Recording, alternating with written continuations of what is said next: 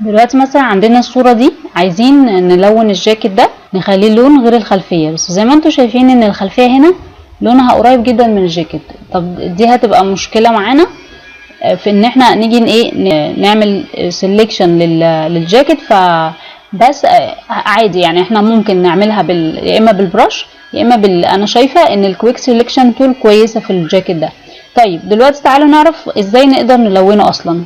عندنا هنا زي ما احنا قلنا المره اللي فاتت قائمه اللي هي قائمه ادجستمنت اللي هي بتبقى عندنا تحت دي، لو مش موجوده طبعا هتجيبوها من ويندو. عندنا الهيو اند ساتوريشن اللي هي شكلها كده، طبعا لو مش عارفين تجيبوها من هنا تقدروا تجيبوها من ايمج ادجستمنت وهيو اند ساتوريشن. تمام. هو احلى ما ان انا بجيبها من هنا ليه؟ عشان بتجيب لي الماسك ده، علشان الماسك ده اقدر اعدل بعد كده انا عايزه امسح ايه اضيف ايه الكلام ده كله. طيب دلوقتي مثلا انا عايزه اعمل كده، بصوا ايه اللي بيحصل. اللون بيتغير ولكن اللون ضعيف مش واضح. ده معناته ايه؟ معناته ان انا لازم اعمل هنا على الكالرايز دي لازم اعمل ايه؟ كليك، اعمل اكتبها علشان تظهر لي اللون اكتر. فزي ما انتم شايفين لما عملت عليها كليك اللون ظهر معانا اكتر، فبتبين لي الالوان اوضح. تمام. طيب هنا دي زي ما قلنا ساتوريشن الوضوح بتاع اللون، فانا مثلا عايزه اللون الازرق ده واضح معايا او اللبني ده واضح معايا، فباجي عند الساتوريشن. طيب انا دلوقتي لو انا عملت كده ولونت الصوره كلها ونسيت اصلا ان انا عايزه الون الجاكيت بس، اعمل ايه؟ ففي الحاله دي انا عادي ممكن زي ما انا وابتدي اقف على الماسك ده واجي اعمل ايه بقى؟ هعمل سيلكشن على الصوره كلها بالاسود. يعني لما اجي هنا على الماسك وعملت مثلا اخترت اللون الاسود اللي هو كنترول باك سبيس، عمل لي ايه؟ خفالي كل اللي انا كنت عاملاه. طب عايزه اظهر بقى، يبقى اظهر الجاكيت بس، فانا هعمل كويك سيلكشن تول كده وابتدي اختار الجزء اللي انا عايزه اظهره. هبتدي اعمل كويك سيلكشن على الجاكيت، يعني بحدد له الجاكيت وهنظهره. طبعا هنظهر الكلام ده دلوقتي هتشوفوا ازاي. طبعا كل ما تعملوا زوم بيبقى افضل وتصغروا البراش بتاعتكم، ومن الالت تبتدوا تعملوا ناقص علشان ايه؟ تنقصوا الحتت الزياده دي على قد ما تقدروا طبعا، والسلكشن محتاج صبر. دلوقتي انا كده عملت السلكشن، اصغر بقى وابتدي ايه؟ لقيت هنا في مشكله اهي، اروح عامله الالت وانقص. فهمتوا؟ ماشي. دلوقتي بقى ايه اللي هنعمله بقى؟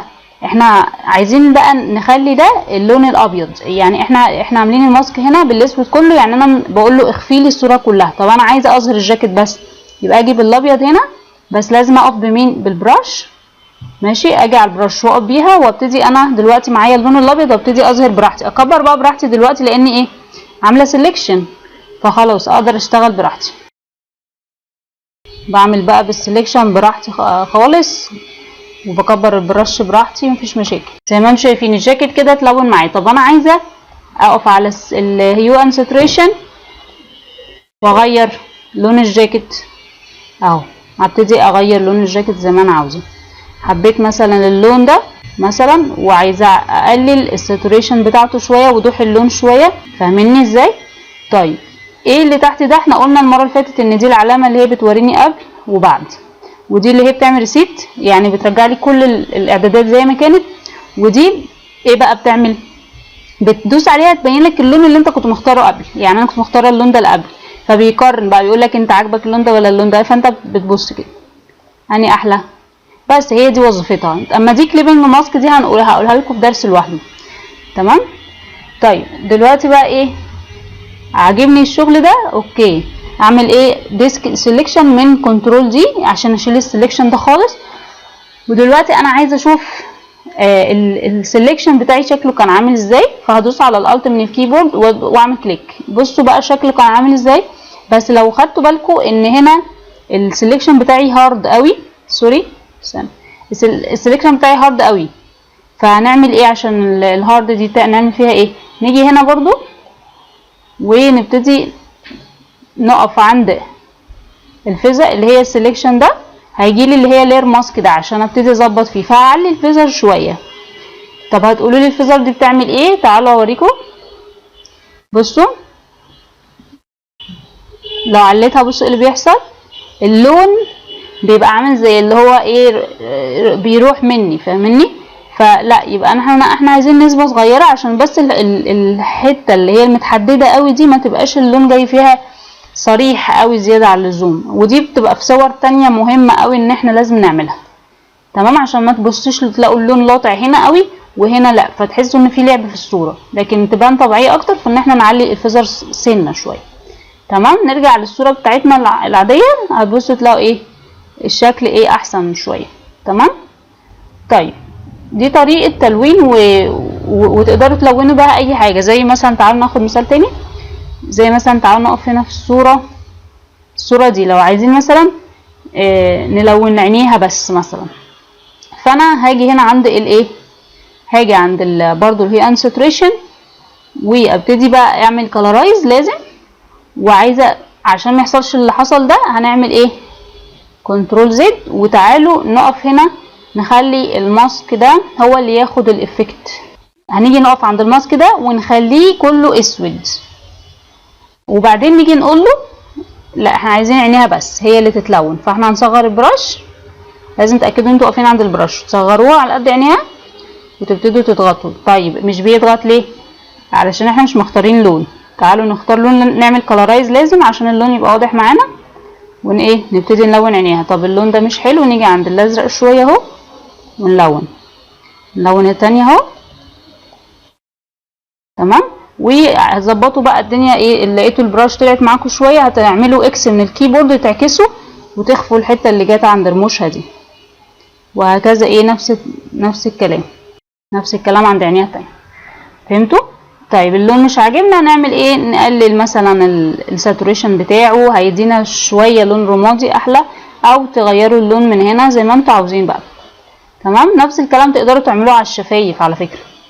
طيب وتيجوا بقى هنا بتعملوا لاير، برضو تعملوا لاير جديد، برضو تقفوا على اللاير نفسه وتعملوا نفس الطريقه، ان انتوا عايزين ايه، عايزين تعملوا هيو انساتوريشن، فهيجيلكوا ماسك جديد خالص، تبتدوا بقى تلونوا اللي انتوا عاوزينه. هنعمله برضو بلاك، وبعدين نبتدي نلون، نختار كلرايز ولون. طبعا عايزه اللون باين شويه، معلش خلي الساتوريشن بتاعه يبان، وبعد كده نظبطه مفيش مشكله. فهمتوا ازاي؟ هي الفكره كده. طبعا عايزين تعملوا زوم على الصوره وتشتغلوا كده براحتكم، صغروا البراش تكبروها زي ما انتوا بقى ايه شايفين.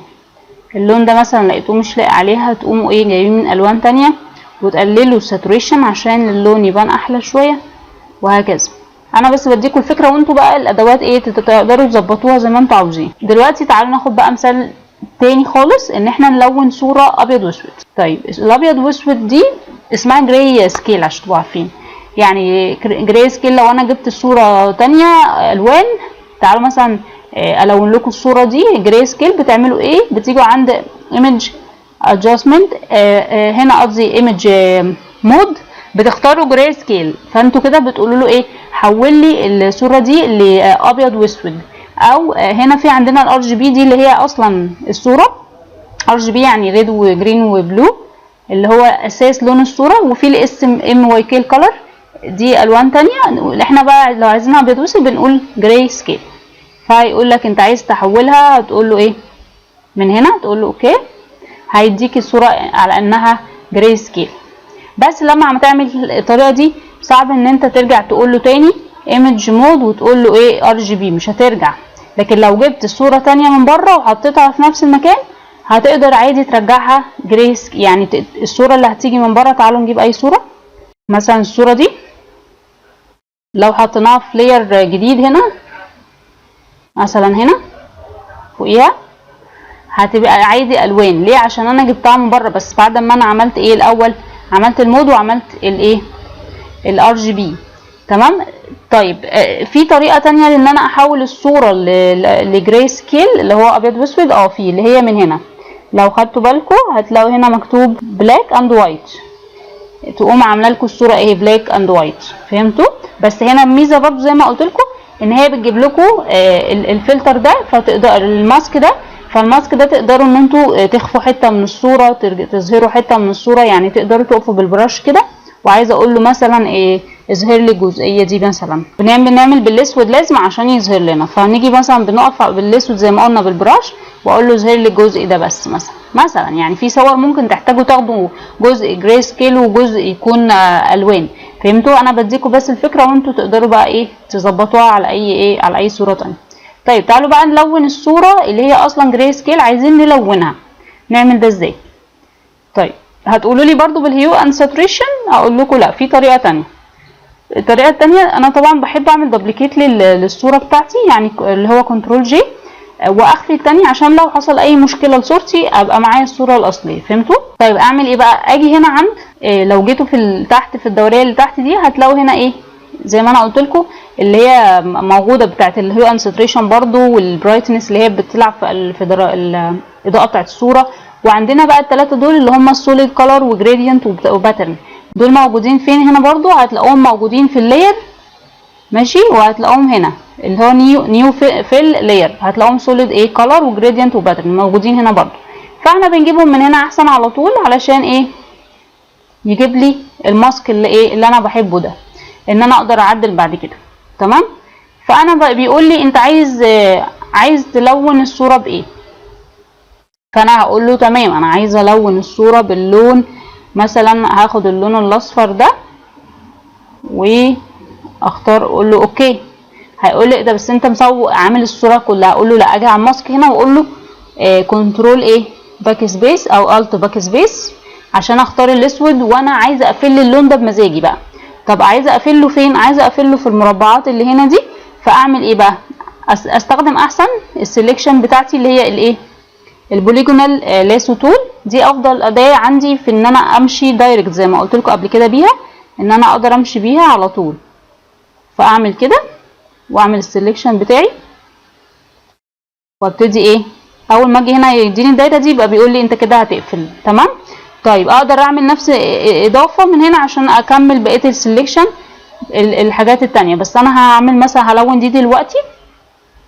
تمام؟ وبعد كده ايه هوريكم الباقي. فانا هاجي هنا بالبراش واعكس وابتدي اقول له ايه اظهر لي بقى اللون بقى اللي انا ايه قلت لك عليه. فهمتوا؟ دلوقتي ظهر لي اللون ده في كل السلكشن بتاعي. طيب اعمل ايه تاني؟ هتقولي طب ما هي ايه المنظر ده مش باينه خالص. هقول لكم ماشي، نعمل دي سيلكشن دلوقتي ونبتدي بقى نيجي عند النورمال دي ونخليها ايه كلر، عشان احنا لما بنيجي نعمل ندمج اللون في حاجه لازم تكون كلر. تمام؟ فاللون عجبني حلو، ما عجبنيش اقدر اغيره. فهمتوا؟ طيب نعمل نفس الفكره في بقيه المربعات. فانا مثلا هكبر الصوره شويه طبعا عشان اقدر اعمل ايه بقى زي ما قلت لكم. هنعمل تاني، نيجي هنا نختار سوليد كلر ونقول له ايه عايزين بقى المره دي هنستخدم ايه، نقول له احنا محتاجين نلون الشجر مثلا، الشجر لون اخضر، فتعالوا نختار لون اخضر. ماشي، وايه ونبتدي نقول له اوكي، بس نتاكد من درجه كويسه عشان تبان انها طبيعيه. ونعمل ايه بقى زي ما اتفقنا، نقف بالبراش ونبتدي نقول له كنترول باك سبيس عشان يلوني بالاسود وانا اللي اختار. يعني احنا قلنا لسه هنكمل دول. تمام، بس خلينا طب نكمل الشجر بما اننا كده كده بنعمل الشجر. هنيجي هنا عند الشجر واقفين بالبراش وهنبتدي ايه نلون اهو. بعد ما نلون هنبتدي نقول له ايه كلر. خلينا نصغر البراش شويه. تمام مثلا كده. وانتوا بقى طبعا المفروض تعيشوا ايه بقى في الايه في الصوره براحتكم. ونلون بالمره الناحيه التانيه، خليهم الاتنين احسن في نفس اللاير. تمام كده. وهنبتدي بقى نعمل ايه زي ما اتفقنا، هنعمل كلر. تمام، هتصغروا كده الصوره. لو عجبكم الكلام تمام، ما عجبكمش ممكن تقللوا الاوباستي بتاع اللون، بس يفضل ان انتوا تكونوا مختارين اللون مظبوط من البدايه. يعني اللون لو مش عاجبكم ممكن تعملوا ايه، ممكن ان انتوا لما تيجي تختاروا اللون، يعني مثلا انا جيت قلت عايزه اقف على الصوره تاني واجي اختار ايه سوليد كلر، ولما اجي اختار اللون ساعتها اختار اللون الفاتح. يعني مثلا انا جيت عند الاخضر وعايزه مثلا افتح اللون، فانا همشي ايه شمال. عايزه اغمق اللون همشي يمين. عايزه اخلي اللون اللايت بتاعه اعلى تمام اللي هو الساتوريشن بتاعه اطلع فوق، اقلل الساتوريشن انزل. وفهمته؟ وهكذا العكس، انزل تحت ازود الساتوريشن، اطلع فوق اقلل الساتوريشن. فهمتوا؟ وهكذا. فانا مثلا ايه اغير اللون مثلا واقوم عامله اوكي. بس طبعا انا هكنسل لان انا اصلا مش واقفه صح. لازم تكونوا واقفين هنا يعني في المكان ده وتعملوا السوليد تاني يعني. تمام. زي ما هنعمل دلوقتي، مثلا دلوقتي هنيجي عند اللاسو تول برضو، هنيجي نختار برضو تاني سوليد كولر، وانا عايزه مثلا نفس اللون اللي هو زي ده، فهاجي هنا اختار. طبعا لو عايزه اعرف نفس اللون نفسه بالظبط بنفس الدرجه ارجع واقف عليه عشان اعرف انا اخترت الدرجات ايه بالظبط. هقول لكم ازاي دلوقتي. فمثلا قلت اوكي وما لقيتش هي نفس الدرجه، يعني عايزه الدرجه دي هي دي، او مثلا انا عايزه اختار الدرجه اللي تحت دي. فانا هعمل ايه؟ الدرجه اللي تحت دي هحفظ الكود اللي تحت ده، هاخده اعمله كوبي وهاجي هنا هعمل بيست. عايزه الدرجه دي بالظبط واقول له اوكي. فهمتوا؟ طيب اعمل ايه؟ زي ما اتفقنا بنعمل الت باك سبيس او كنترول باك سبيس، لو فور جراوند كنترول، لو باك جراوند بقول الت باك سبيس. فهمت؟ عشان نختار اللون الاسود والابيض. تمام. وهنيجي هنا نعمل ايه بقى عشان نحدد دول؟ نيجي باللاسو تول ونبتدي نعمل التحديد بتاعنا. تقدروا طبعا تعملوا زوم بالكنترول بتاعه الماوس او بالكنترول زائد علشان تشتغلوا صح. وانا واقفه طبعا عند الزائد اللي فوق دي، واقدر ان انا اضيف المربعات التانية دي كلها اللي هي الزائد من هنا. تمام. واجي اعمل هنا اضافه دول كمان. هي طبعا العين مش هتجيب الباقي دول قوي، فما خلينا نلون دول بس. تمام. ونبتدي نعمل ايه بقى؟ نقف بالبراش زي ما اتفقنا واحنا واقفين على الماسك، ونبتدي نظهر اللون بتاعنا. ثانيه. ممكن نعمل ايه بدل ما اقعد اعمل بالبراش؟ ممكن ان انا اقول له ضيف لي اللون اللي هو في الفور جراوند بالكنترول باك سبيس اهي، بالالت باك سبيس مش بالكنترول. تمام. الكنترول يبقى الاسود. فهمتوا؟ فانا بقول له ايه ضيف لي دول كده. فانا جيت هنا واقف وابتدي اعمل ايه؟ نورمال، قصدي كولر، عشان يديني الايه، وعملت دي سيلكشن وعشان يديني نفس اللون ده. خدتوا بالكم؟ يبقى مهم قوي ان احنا ممكن ناخد الدرجه بتاعه اللون زي ما قلت لكم، ان احنا نقف عليها من هنا وناخده كوبي من هنا. تمام. عشان الصوره تطلع معايا متناسقه. هقدر برضو ان انا الون الصوره دي بحاجه برضو اسمها ايه، بدل ما انا عملت سوليد كولر خليني ممكن اختار جريدينت. تمام. وابتدي هو هنا مديني ابيض رايح على ترانسبيرنت، لا انا مش عايزه كده طبعا، انا عايزه اختار درجات تانية. مثلا اختار الدرجات دي. ماشي. وتقدروا ايه تظبطوها زي ما انتوا عايزين. مثلا عايزين تضيفوا لون تاني غير الاصفر خليه مثلا اخضر، او خليه اي لون بقى انتوا شايفينه. فاهميني؟ انا بس بديكوا الفكره وانتوا بقى ايه عيشوا كده واعملوا اللي انتوا حابينه. خليه سوليد طبعا احسن. وايه، وخلينا نقول اوكي على كده. ونقدر ان احنا نغير اللينير الالوان بتاعتنا اتجاهها هيكون فين، من الدايره دي او من اللينير هنا، عايزينه راديال ولا عايزينه انجل. بس طبعا بتبقى افضل حاجه اللي هي ايه، اللي هي اللينير في المواقف دي. تمام. ونبتدي نقول ايه، نقول له اوكي. طيب هنعمل ايه بعد كده؟ هنعمل color او overlay. فاحنا ممكن نجرب الكولر، هتدينا نفس فعلا الايفكت اللي احنا بنحبه، بس ممكن نقلل بقى في الحاله دي الاوباستي شويه عشان الصوره ما تضيعش مننا. طيب هتقولي طب ما هو كده خفالي الالوان اللي كانت هنا، نقدر نظهرها تاني؟ نقدر، هي موجوده بس هو ايه، هي مش باينه. فنعمل ايه؟ نقف على الماسك هنا ونظهرها. طب هنظهرها ازاي برضو؟ هنقف ناخد السلكشن بتاعنا بالالت سوري بالكنترول، هتدوسوا عليه هيظهر لكم مربع، هتدوسوا كليك بالماوس هيظهر لكم كده الايه مربعات زي ما انتم شايفين. تعالوا نعمل زوم. السلكشن ظهر لنا تاني، وانا عايزه اقول له انا عايزه تخفي لي من هنا الجريدينت خالص، انا عايزه اللون اللي انا كنت عاملاه. يبقى اعمل ايه؟ يبقى هبتدي اقول له كنترول باك سبيس اهي، عملت كنترول باك سبيس اداني ايه الالوان اللي انا كنت اصلا عاملاها، وعمل دي سيلكشن دلوقتي. وارجع اعمل برضو نفس الكلام في الباقي. فهعمل كنترول واحدد التحديد بتاعي واقول له ايه، وواقفه هنا متاكده عند الجريدينت الماسك بتاع الجريدينت، واقول له كنترول باك سبيس انا عايزه اللون اللي انا كنت عاملاه. وهكذا في الشجر كمان انا عايزه ارجع برضو للتحديد بتاعه. يبقى اقول له ايه، اقف عند الشجر هنا كنترول اهو، واقوم ضاغطه هيظهر لي الشجر. طب انا عايزه الشجر يرجع، اقف هنا برضو اتاكد ان انا واقفه صح، كنترول باك سبيس. فهمتوا ازاي الفكره؟ انتوا بقى تقدروا تلعبوا كده بالصوره، تلونوها، تعملوا اللي انتوا حابينه. السلالم دي عايزين تظهروها اكتر، تعلوا الاوباستي، عايزين تقللوا شويه الاوباستي عشان تبان طبيعيه، وهكذا. فهمتوا؟ طيب تعالوا بقى نروح مثال تالت ولا رابع، احنا خدنا كام مثال كده. الصوره دي تعالوا نعمل الهيستوري ونرجعها من الاول. ماشي، وتعالوا بقى ايه نقف على اللاير بتاعها وناخد لها دبليكيت عشان ايه احنا هنعملها دلوقتي، نظبط حاجات فيها. طيب هنظبط ايه؟ احنا هنظبط السنان. انا مره اديتكم ان انتوا تبيضوا السنان بطريقه، يعني ما عملت باللاسو تول لو فاكرين، وبيضناها بالايه، كنا ناويين نبيضها بالداتش تول، بس الداتش تول لما السنان بتكون صفراء قوي بتبقى صعب جدا انها تدينا الافكت اللي هو ايه، يبين ان السنان بيضة قوي وطبيعيه في نفس الوقت. فاحنا نعمل ايه بقى؟ فاحنا عندنا طريقه تانية، ان احنا نيجي هنا نعمل لاير جديد، ونيجي ناخد البراش. برضو لو حابب تعمل باللاسو تول وتحدد السنان، فلو كل ما هتشوف بصوا الطريقه اللي تبقى سهله عليكم في الشغل تعملوها، بس مش اللاسو تول اللي هي ايه اول واحده.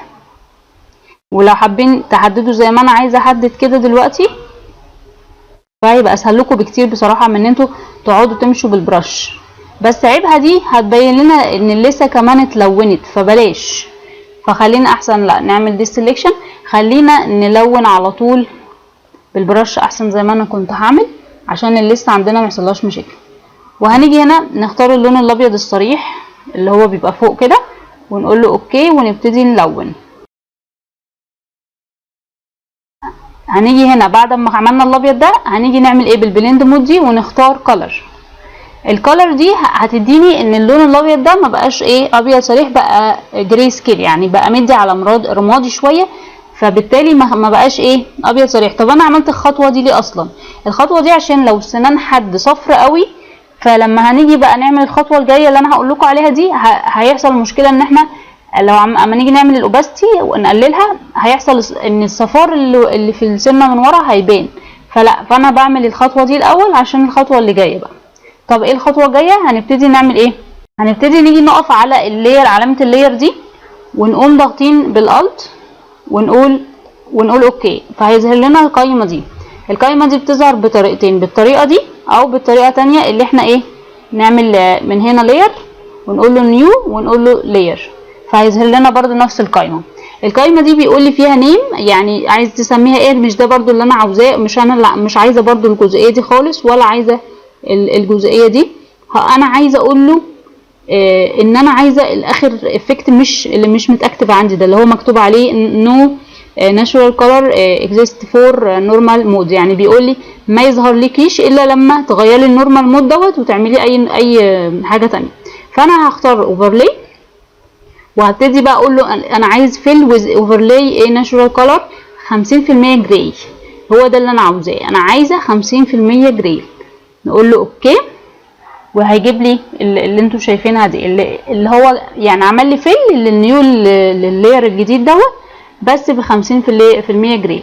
نيجي بقى بالبراش ونبتدي نعمل ايه بقى، ونبتدي نفل باللون الابيض، نفس اللي انا عملته بس المره دي على الايه اللي هي ال 50% جراي دي. وهبتدي هعمل زوم، وابتدي ايه الون برضو باللون الابيض. لسه في خطوات تانية فما تتفاجئوش، على قد ما تقدروا ايديكم تكون مظبوطه عشان ايه، عشان السنان تطلع طبيعيه اكتر. دي الحركه دي بيعملوها اغلبيه الايه الناس اللي بيشتغلوا في التصوير وبيعدلوا على الصور، بيشتغلوا بيها. طيب انا كده خلصت، هبتدي بقى ايه اعمل ايه بقى. هتلاقي اسنانه اكيد لسه فيها مش مظبوطه. طيب نعمل ايه؟ نيجي بقى نقول له احنا عايزين الاوباستي دي تقل معانا شويه. تمام، هنقلل في الاوباستي لغايه ما تحسوا ان الصوره بقت طبيعيه شويه. ولازم نقلل الاوباستي بتاعه اللي هي الكولر دي اللي احنا عاملينها، اللي بتخلي الصوره اللون كانه جراي، فاحنا عايزين برضو نخليها نقللها برضو شويه. فكل ما هتظبطوا كده الاوباستي هنا والاوباستي هنا، هتبصوا تلاقوا الصوره اتظبطت معاكم زي ما انتم شايفين كده. عايزين تعرفوا قبل وبعد، يبقى ايه نخفي الجزئيتين دول. بصوا اسنانه قبل بصوا اسنانه بعد كده كأنها عملها عند الدكتور الأسنان. فهمتوا؟